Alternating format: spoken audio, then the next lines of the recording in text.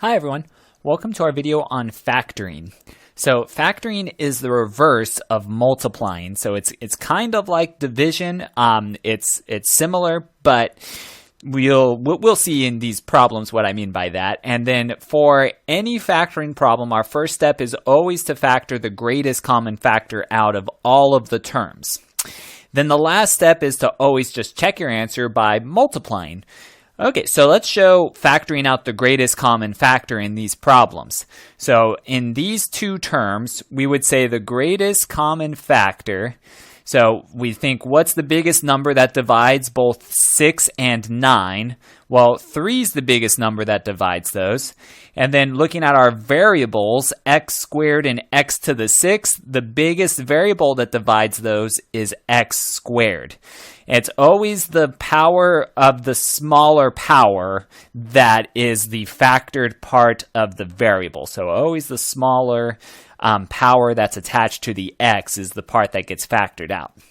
Okay, and then once we discover the greatest common factor, what we do is we're going to just write that in the front. And then all we do through the next part is, so this is where the division kind of comes in. We just think, hey, 9 divided by that 3 is 3.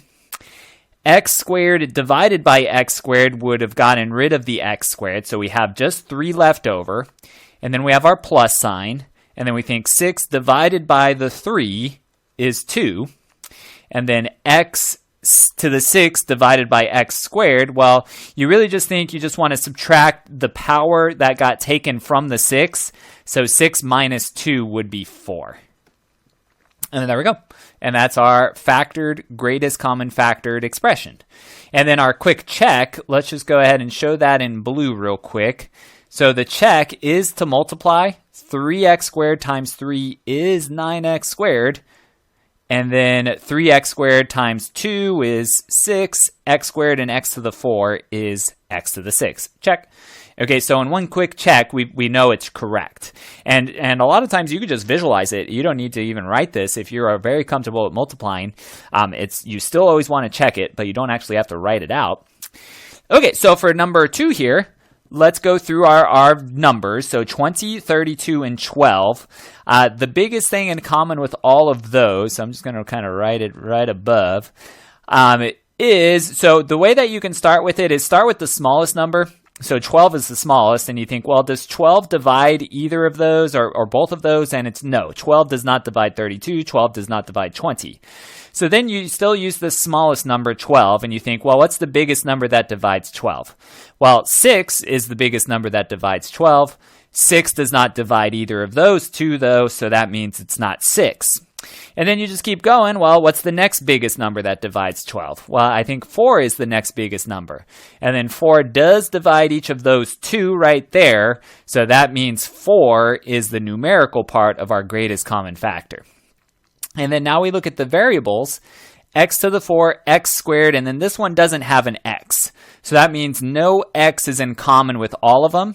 So then you move on to your next letter. Well, y squared, y to the 4, and y to the 6, they all have y in common. And again, we just take whichever one has the smallest power on it, which is the y squared.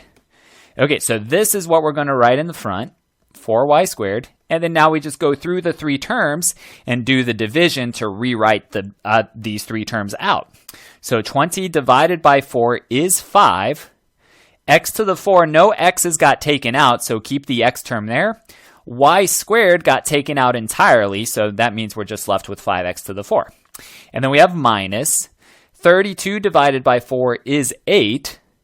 Again, x squared there was no x in common, so the x term is going to stay as is. Y to the 4 had a y squared taken from it, so then we do the subtraction. 4 minus 2 would be 2, so we have a y squared left over there.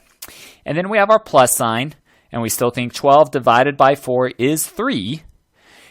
Then we took out a y squared from y to the 6, which means 6 minus 2 is 4. And there we go. Okay, and then again, we would always want to check it. If we check, I'm just going to kind of show with the blue, visualize check, it would be good. Okay, so I'm going to say 20x to the 4 y squared, yep. minus 32 x squared y to the 4. Yep. And then 4 times 3 is 12. Y squared and y to the 4 is y to the 6. Check, check, check. So that's what I mean by visual. So even the lines you don't really necessarily need. I just wanted to show up just like that. Okay, and then in our number 3, we have 2x squared times x minus 4 plus 4x times x minus 4. Okay, so I'm going to go through each of these terms. So the terms are separated by this plus sign. So this x minus 4 is being multiplied by this 2x squared. So this all is one big term, we would say. Right there is one big term. Let me go ahead and underline it. So this is a whole term, and so is this, because it's all multiplication. So a term is decided based on all of multiplication being the operation for it. So this is all one term. This is all one term. All right, and so then I'm going to go through it again and just look at the greatest common factor for each part. Well, the numerical part, I have a 2 and a 4. Well, the biggest thing that divides each of those is 2. And then I see my x's, x squared and x. Well, x would be the biggest thing that divides both of them, because x to the first is what we would take out of it. And then we have x minus 4. So the x minus 4 is its own part to these terms. So x minus 4 in the green there is in common with both. So that means we would want to take it out. Again, I just wanted to underline it in green to show, even though it looks weird, it still is common in both terms. So that's why we would want to take it out. Okay, so then our greatest common factor, again, we just write that out first. So 2x times x minus 4. And then we'll set up our parentheses. So we have one big term plus another term. So that means we should have 2 terms in here. So notice that when we take the greatest common factor out, inside the parentheses is the number of terms that we started with. So there was 3 in this one. There was 3 that we started with. 2 here, 2 we started with. Okay, anyway, so that means we should have 2 in this one as well. Okay, and then all we go is, we just go through it. Well, 2 divided by 2 would be 1. We don't need to write 1, but if you want to, you can. I'm going to put 1 for this. X squared divided by x would be, well, 2 minus 1 would be 1 for our power, so it's 1x. X minus 4 got taken out entirely, so that means I don't need to write anything there. And then I move on to the plus sign, plus 4 divided by 2 is 2. And then x divided by x, well, the x got taken out entirely, so that means there's no x. And then the x minus 4 here also got taken out entirely, so that means that's it. So it's just plus 2 as the second term. Okay, and to clean this up, let's just say it's 2x times x minus 4, and then parentheses, instead of 1x, let's just say x, and then plus 2. And there we go. And then that's how that one factored. Okay, and then again, just a quick check. If I were to take this whole thing here and multiply it by the x, I would have 2x squared, and then the x minus 4 is attached, so that looks good. And then when I take this, so that's the first one, and then when I take this whole thing and multiply it by 2, well, 2 times 2 is 4, x would tag along, and then the x minus 4 in parentheses would also tag along. Okay, so that way we can check that answer with quick multiplication. Okay, anyway, so that's it for now. Taking out the greatest common factor is the first step that we will always do when factoring.